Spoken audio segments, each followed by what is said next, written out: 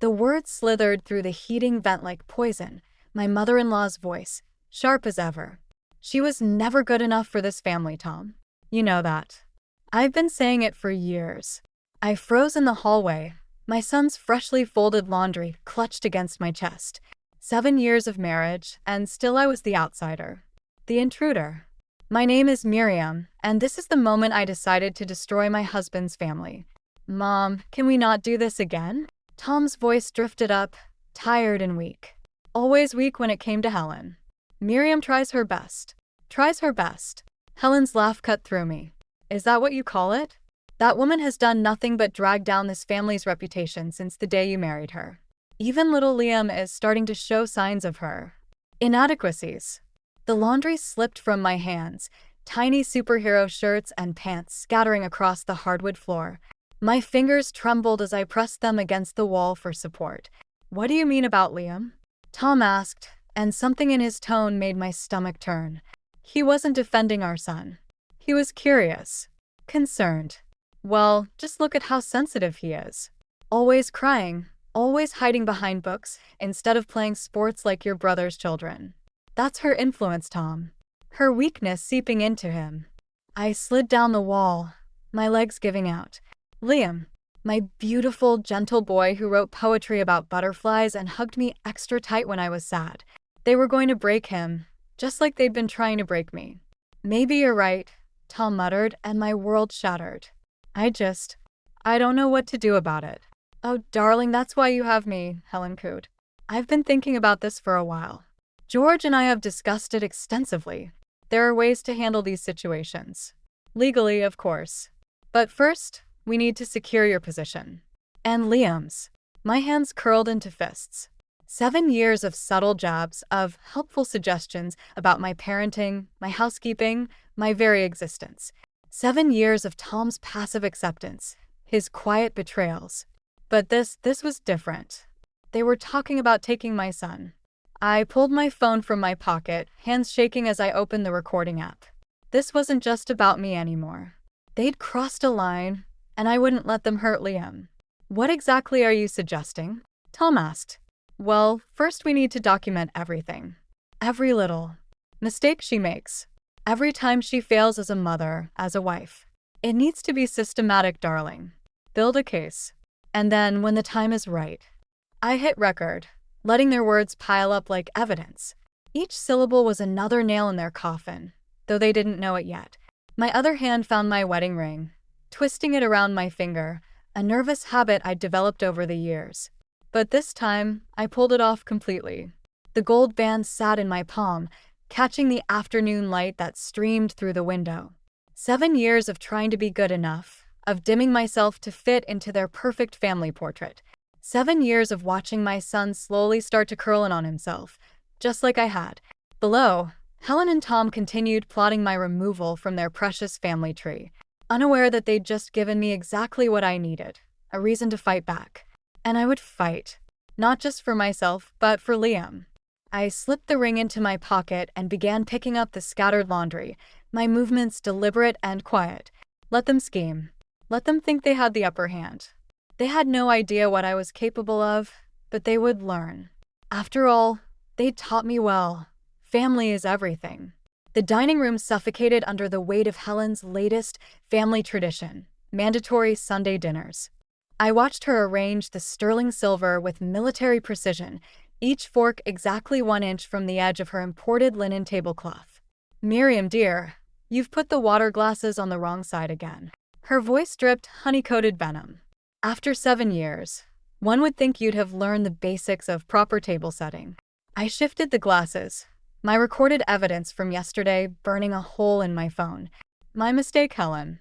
Though I doubt anyone but you would notice. George cleared his throat from his throne-like chair at the head of the table. Helen notices everything. It's what makes her such an excellent hostess. His words carried the weight of warning. Liam slipped into the dining room, clutching his latest poetry notebook. Helen's lips tightened at the sight of it. Sweetheart, wouldn't you rather play with that new football Uncle James sent you? I like writing better, Liam mumbled, shrinking into himself. Now, Helen said, reaching for the notebook. Let's put this away before dinner. We wouldn't want to get creative inspiration all over my tablecloth, would we? I stepped between them. The notebook stays, Helen. Liam can write if he wants to. The room temperature dropped 10 degrees. Tom chose that moment to appear, laptop in hand, completely oblivious to the tension. Sorry, everyone. Had to finish some work emails. Of course, darling, Helen cooed. Your dedication to the family business is admirable. Unlike some people's dedication to alternative pursuits. Her eyes flicked to Liam's notebook. I served the roast Helen had prepared, fighting the urge to dump it in her lap. The school's actually quite impressed with Liam's writing. His teacher mentioned publishing some of his poems in the district newsletter. Published. Tom's head snapped up. Is that really the kind of attention we want? The Blackwood name has a certain reputation to maintain. What reputation would that be? I asked, my voice steady despite my racing heart. The one where we pretend everything's perfect while tearing each other apart behind closed doors? Helen's fork clattered against her plate. I don't know what's gotten into you lately, Miriam, but this attitude is exactly why. Why what, Helen? Why I was never good enough for your precious family. Tom's face paled. Miriam, not now. Not in front of Liam. When then, Tom? When your mother isn't around to defend you. Or when she's finished plotting how to take our son away from me. The silence that followed was deafening. George's knuckles whitened around his knife handle. Helen's face turned to marble. And Tom wouldn't meet my eyes. I think, Helen said carefully, that you're becoming hysterical. Perhaps you should lie down. I'm not hysterical. I'm finally seeing clearly. I turned to Tom. Tell them what you really think about Liam's sensitivity. About how it's my fault he's not living up to the Blackwood name. That's not. I never said. Tom stammered. You didn't have to. I heard everything yesterday. Every word about building a case against me. Every plan to handle the situation. Helen's composure cracked for just a moment before she recovered. I don't know what you think you heard, but clearly you've misunderstood. We only want what's best for Liam. What's best for Liam? I laughed, the sound sharp and foreign in my throat. Like how you convinced Tom to send back the art supplies my parents got him for his birthday. Or how you've been scheduling football practices during his creative writing club. Liam looked up from his notebook, his eyes wide with understanding. Is that why Dad said I couldn't go to writing club anymore? Enough. George's fist crashed down on the table, making the crystal water glasses, perfectly positioned, jump and spill. This behavior is unacceptable. I stood, my chair scraping against the hardwood floor. You're right, George. It is unacceptable. All of it. I turned to Liam. Come on, sweetheart. Bring your notebook. We're going home. You are home, Helen said, her voice like ice. I met her gaze, feeling stronger than I had in years. No, Helen. This was never home. This was just the battlefield where you tried to break me. But I'm not broken anymore. As I led Liam from the room, Tom finally found his voice. Miriam, wait. Save it for your mother, Tom. She's the only one you've ever really been married to anyway. The bank statement trembled in my hands as I sat in my car outside the Blackwood Financial Group. Numbers swam before my eyes. Massive transfers from Helen's personal account to Tom's business one, a pattern stretching back 3 years. The company wasn't profitable. It was a sham, propped up by Helen's money and George's connections. My phone buzzed. Another message from Tom. Where are you? We need to talk about yesterday. I ignored it, focusing instead on the other documents spread across my passenger seat, paperwork I'd found in Tom's home office while he was at work. Loan applications, rejection letters, credit card statements with balances that made my stomach turn. A tap on my window made me jump. Tom stood there, his perfect suit and carefully styled hair a mask for the desperation in his eyes. I rolled down the window, keeping my hand on the keys in the ignition. You can't just walk out of Sunday dinner like that, he said. Mom's beside herself. Is that why you're really here, Tom? To defend your mother's feelings? Or is it because you're afraid I'll tell everyone that Blackwood Financial is running on empty? The color drained from his face. You went through my office? Someone had to. You certainly weren't going to tell me the truth. He glanced around the parking lot, then lowered his voice. Get out of the car. We need to discuss this privately. No. We can talk right here where there are witnesses. For God's sake, Miriam, I'm not going to hurt you. Aren't you? I held up the bank statements. You've been lying to me for years. Using your mother's money to pretend you're successful. Is that why you never stood up to her? Because you couldn't afford to? It's complicated, he said, running a hand through his hair. The market took a downturn and Dad's connections weren't as strong as they used to be. Mom offered to help. Help control you, you mean? Help keep you dependent on her. And you let her, even when she tried to change our son into something he's not. A muscle twitched in his jaw. Liam needs structure. Discipline. The Blackwood name. The Blackwood name is worthless, I cut in. Just like your company. Just like our marriage. You don't understand what's at stake here, Tom said, his voice taking on an edge I'd never heard before. If word gets out about the company's finances, everything my family built will collapse. I can't let that happen. What are you going to do about it, Tom? Let your mother handle me like she handles everything else. He leaned closer, his breath fogging the window. Don't push me, Miriam.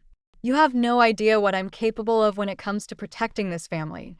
That's where you're wrong, I said, starting the engine. I know exactly what you're capable of. Nothing. You're capable of absolutely nothing without your mother pulling the strings. If you breathe a word of this to anyone, you'll what? Take my son away? Destroy my reputation? Helen's already working on that, isn't she? I reached for my phone. But I've been working too. Recording conversations. Gathering evidence. One call to the SEC about your creative accounting, and the Blackwood empire crumbles. You wouldn't dare. Try me. I'm not the same woman who married you, Tom. That woman died a little every time you chose your mother over her. This woman. I held up my phone. She's got nothing left to lose. Except Liam, he said quietly. Think about what this would do to him. My hand tightened on the steering wheel. I am thinking about him. That's why I can't let him grow up thinking this is what love looks like. Miriam, please. I put the car in reverse. Go back to your mother, Tom. Tell her everything. Tell her I know about the money, the lies, all of it. And tell her this, if anything happens to me or Liam, if you try to take him from me, everything comes out. Every recording.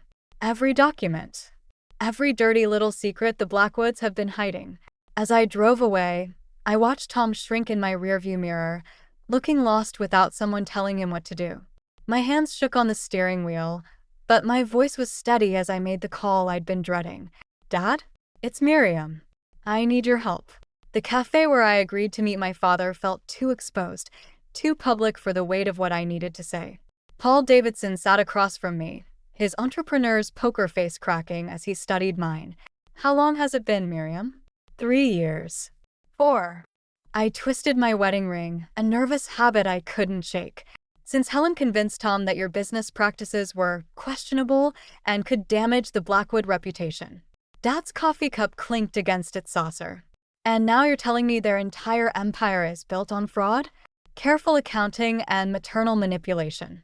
I slid my phone across the table, the recording app open. Listen. Helen's voice filled our quiet corner, discussing her plans for my removal. Dad's expression darkened with each word, his knuckles whitening around his cup. There's more, I said, pulling out the financial documents. Tom's company is Miriam. I looked up to find Helen standing at our table, her designer handbag clutched like a shield. The cafe suddenly felt airless.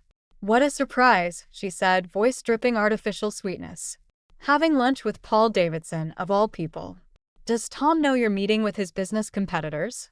Does Tom know you're following me? Helen's smile tightened. I was simply meeting friends, dear. Though I must say, this looks rather suspicious. Sharing documents. Having secret meetings. One might think you were plotting something. Like you've been plotting against me for 7 years? I've only ever wanted what's best for this family. Your family, I corrected. Not mine. Never mine. Dad cleared his throat. Helen, I suggest you leave. Now. Or what, Paul? You'll try to destroy us again? Like you tried 4 years ago. Helen leaned closer, dropping her voice. We survived you once. We can do it again. But can you survive the SEC? I asked quietly. The fraud investigators? The media? Something flickered in Helen's eyes. Fear, maybe, or respect. You're playing a dangerous game, Miriam. Think about Liam. I am thinking about Liam. That's why I can't let you win. Helen straightened, adjusting her perfectly tailored jacket. We'll see about that. Oh, and Miriam? Tom's picking Liam up from school today. He thought some father-son bonding might be good for everyone. My heart stopped. School doesn't end for 3 hours, doesn't it? I could have sworn Tom mentioned something about an early dismissal. She checked her watch. My mistake. Enjoy your lunch. I was out of my seat before she finished speaking, but Helen's hand caught my arm. Remember, dear, everything has consequences. Dad stood, his presence suddenly filling the space. Let her go, Helen. Or you'll learn exactly what consequences mean. The drive to Liam's school was a blur of red lights and terror. My phone rang Tom's number. I ignored it, pressing the accelerator harder. Another call, Helen. Ignore. My father's car followed close behind. I screeched into the school parking lot, running past startled parents and teachers. The secretary's face fell when I burst into the office. I'm sorry, Mrs. Blackwood. Your husband picked Liam up an hour ago. He had the proper authorization. My knees buckled. Dad caught me before I hit the floor. Where would Tom take him? He asked, his voice steady despite the fury in his eyes. Helen's house. He always runs to Helen's. Then that's where we're going. Dad pulled out his phone. But first, I'm making some calls. The Blackwoods aren't the only ones with power in this town. In the car, my phone buzzed with a text from Tom. We need to talk. Come to Mom's. Alone. Another from Helen. Family dinner at 7. Don't be late, dear. Liam's already helping me set the table. My hands shook as I typed a response to Tom. If anything happens to him. His reply came instantly. Just come home, Miriam. Let's fix this like a family. I looked at my father, at the determination in his face as he made call after call. We're not going alone, I said. It's time the Blackwoods learned what a real family looks like. Dad nodded, his voice cold as he spoke into the phone.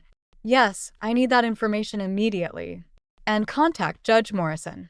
Tell her it's about her goddaughter's son. The game had changed. Helen wanted to play with power? Fine. Let's see how she handles it when it's not just her puppet strings being pulled.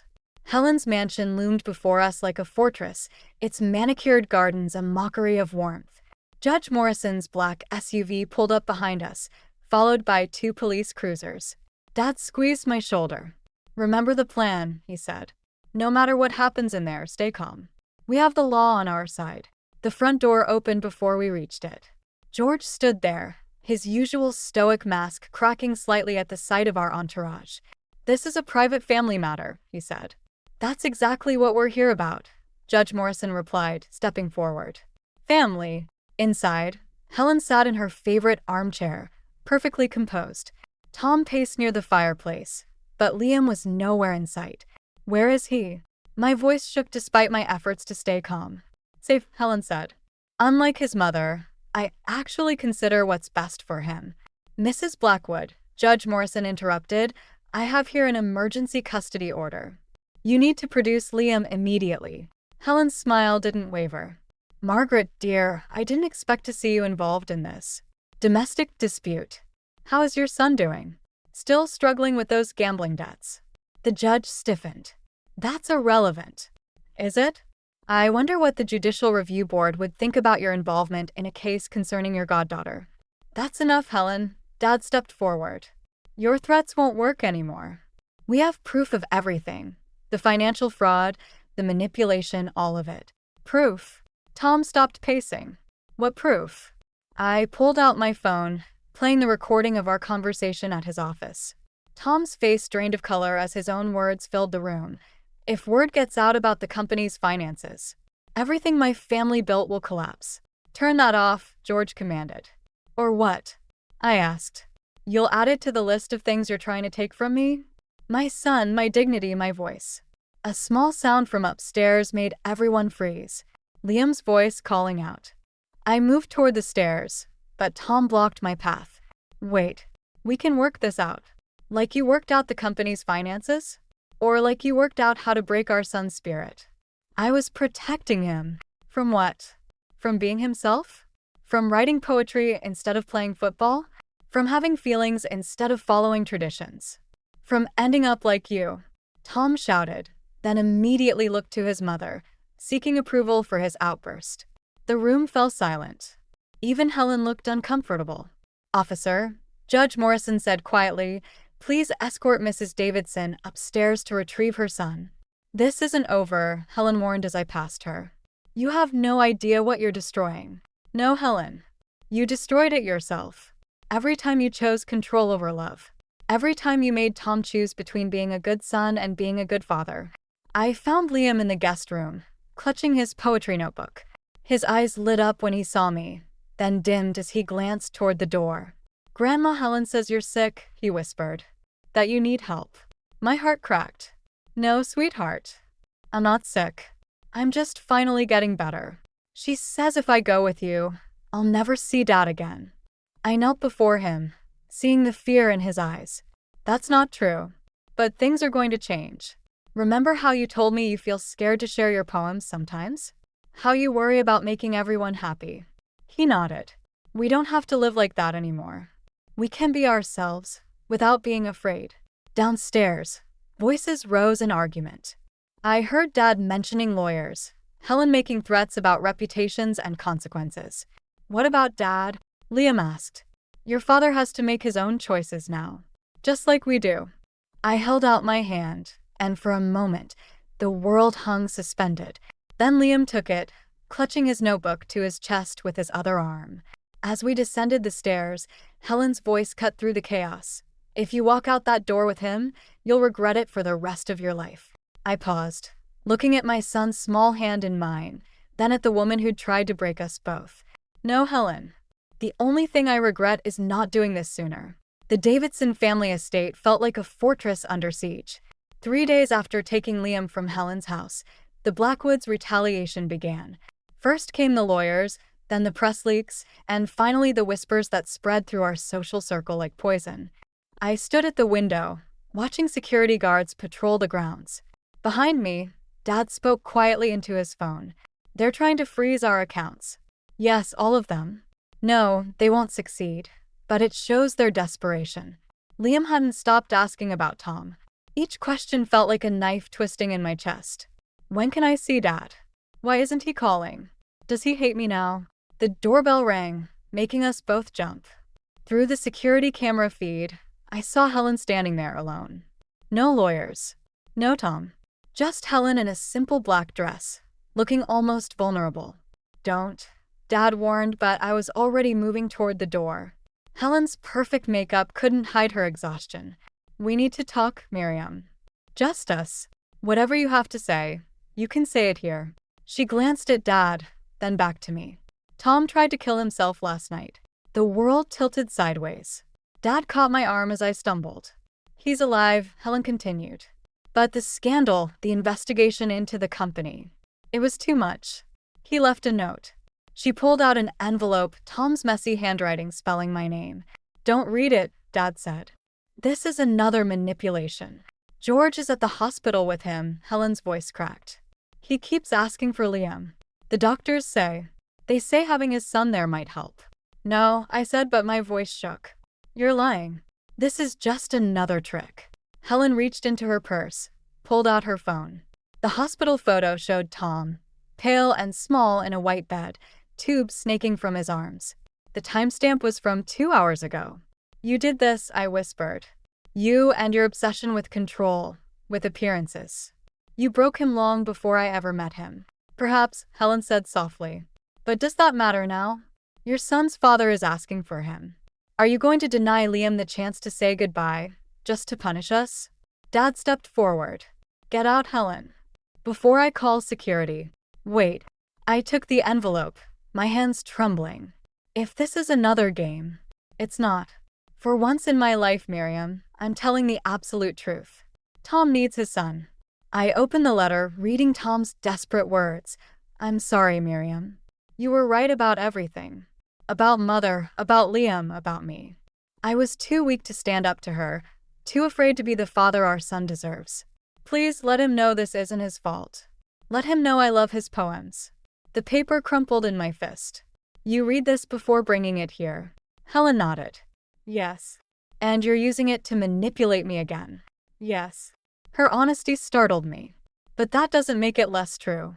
From upstairs, I heard Liam's door open. His small footsteps on the stairs made my heart race. Mom. His voice carried down. Is someone here? Helen's eyes filled with tears. Real ones, for the first time I'd ever seen. Please, Miriam. I know I don't deserve your mercy, but Tom does. And Liam. Liam deserves the chance to see his father, even if it's for the last time. Grandma Helen? Liam appeared at the bottom of the stairs, clutching his notebook. The choice crystallized before me. Protect Liam from more pain, or risk everything on the chance that Tom's crisis was genuine. If I was wrong, Helen would use this vulnerability to destroy us. If I was right and refused, could Liam ever forgive me? If this is a trick, I said, my voice low enough that only Helen could hear, I will burn your entire world to the ground. Not just the company. Everything. Hele met my gate. I understand. Liam, I called, my heart breaking at the hope in his eyes. Get your coat. We're going to see Dad. As we walked to the car, Dad grabbed my arm. This is a mistake. Maybe, I said, watching Liam clutch his poetry notebook, the one he wanted to show his father. But sometimes the right choice feels wrong, and the wrong choice feels like the only option we have. The security gates opened, and we drove into the gathering darkness, following Helen's car toward either salvation or destruction. I couldn't tell which anymore, and that terrified me more than anything. The hospital corridor stretched before us like a gauntlet. Helen led the way, her heels clicking against sterile tiles. Liam's hand trembled in mine as we approached Tom's room. George stood guard outside, his face carved from granite. He's awake, he said, then caught sight of Liam. Something flickered in his eyes. Guilt, maybe, or shame. Wait, I said before Helen could open the door. Liam, sweetheart, let me talk to Dad first. Helen's hand shot out. That wasn't our agreement. Our agreement was based on truth. I need to verify it. Inside, Tom lay against white sheets, looking smaller than I'd ever seen him. The monitors beeped steadily, marking each heartbeat like a countdown. You came, he whispered. Is this real, Tom? Or is it another one of your mother's performances? He turned his head away. I couldn't face it. The company investigations, the press, Liam knowing what a coward his father is. Stop. Just stop. I moved closer, studying his face. You've always been a terrible liar, Tom. Even when you tried to hide your mother's manipulation, I could see through it. So look at me now and tell me the truth. Did you really try to kill yourself, or is this another trick? His eyes met mine, red-rimmed and hollow. I swallowed the pills, but I called the ambulance myself. Why? Because I heard Liam's voice in my head, reading one of his poems. The one about the butterfly emerging from its chrysalis.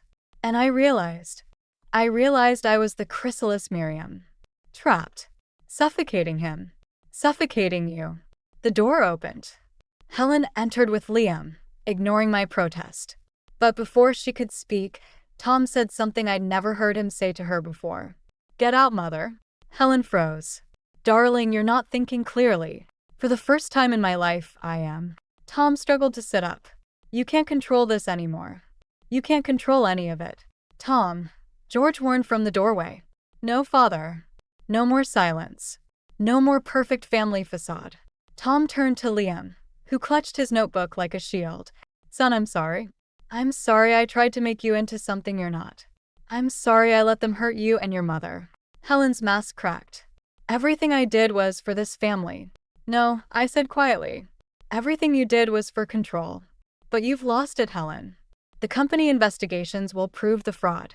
The recordings I have will expose the manipulation. You've lost everything. I still have my son, Helen snarled. Do you? Tom asked. His voice was weak but steady. Because I choose them, Mother. I choose my son's poetry over your legacy. I choose Miriam's strength over your control. Helen staggered as if struck. After everything I've sacrificed. Get out, Tom repeated. Get out before I tell everyone exactly how you convinced me to marry Miriam in the first place. About the real reason you needed her family's connections. George stepped forward, but Helen raised her hand. Don't. It's over. She straightened her spine, dignity wrapped around her like armor. You'll regret this, Tom. Both of you will. No, I said, watching her retreat. The only regret here is that it took us so long to stand up to you." After they left, Liam approached his father's bed cautiously. "Dad, do you really want to hear my new poem?" Tom's eyes filled with tears. "More than anything." I moved toward the door, giving them space, but Tom called out, "Miriam, wait. Please stay. I know I don't deserve forgiveness, but maybe we can build something new. Something real this time." Looking at Liam, already opening his notebook with trembling excitement, I felt the weight of the choice before me. The easy path would be revenge, letting Tom's guilt destroy him, taking Liam away forever. But as my son's voice filled the room with words about butterflies and freedom, I realized something Helen never could.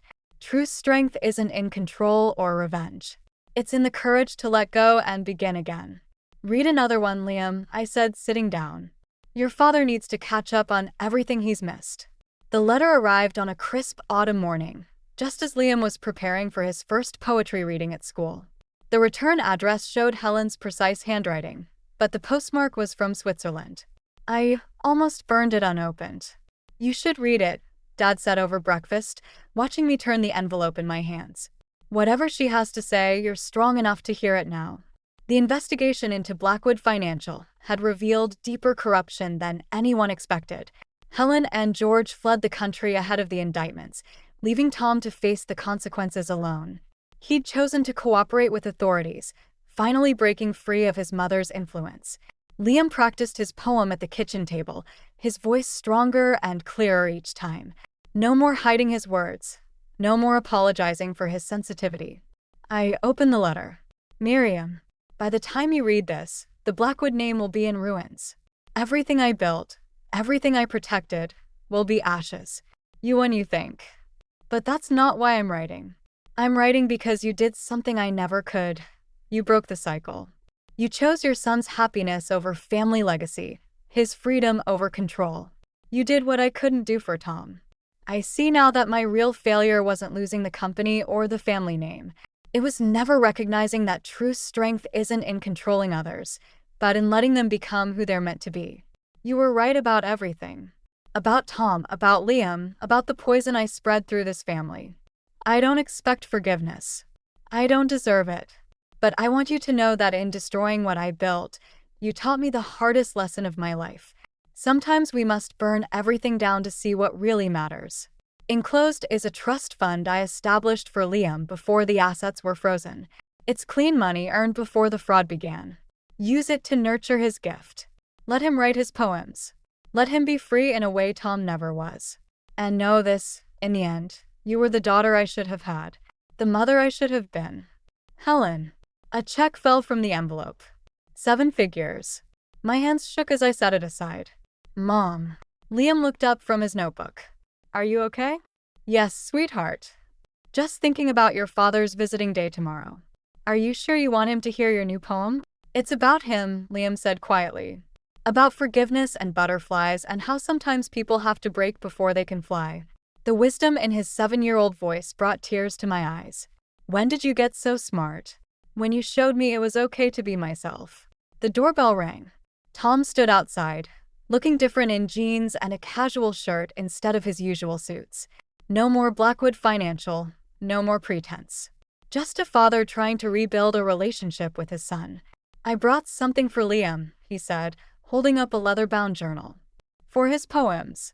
I handed him Helen's letter. He read it slowly, his face a canvas of complicated emotions. "What will you do about the money?" he asked. "That's up to Liam. When he's older, he can decide if he wants his grandmother's last attempt at control." Tom nodded, understanding. "And us? Will we ever?" "No," I said gently. "But we can be something different. Something better. Parents who put their child first. Friends, maybe someday." "I like that." Liam appeared in the doorway, clutching his poem for the school reading.